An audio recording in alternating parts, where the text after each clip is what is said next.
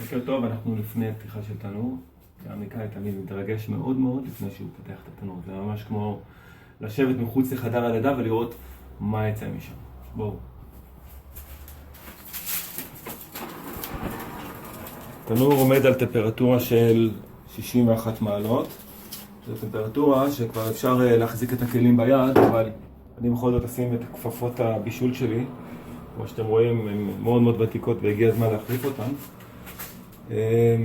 כי לפעמים יש איזשהו חפץ שהוא חם במיוחד באופן בלתי צפוי ולא בא לי שיפלו לי דברים מהידיים.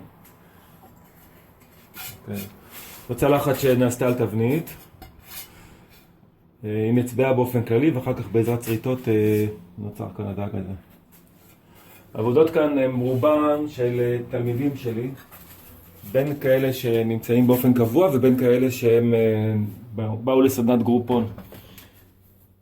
אני תמיד משתדל שהיצירות של התלמידים יישרפו בזמן באופן כזה שהם יוכלו להספיק לצבוע. אחרי שריפת הפיסק, שזו השריפה הזאת הראשונה, אנחנו צובעים אותם.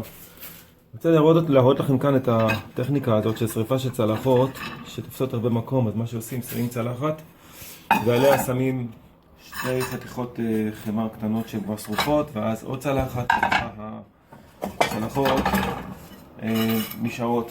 כשצלחת נשברת, זה קשור לעובדה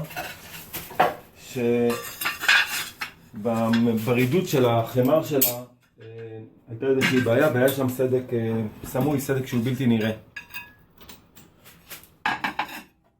זה תמיד תצטרך להתאמן לרידות צלחות שוב. כמה צלחות יש כאן? 1, 2, 3, 4, 5.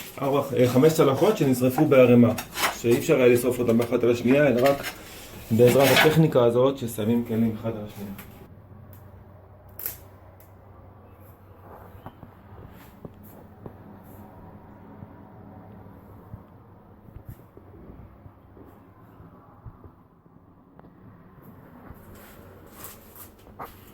הרחם של הקרמיקאים.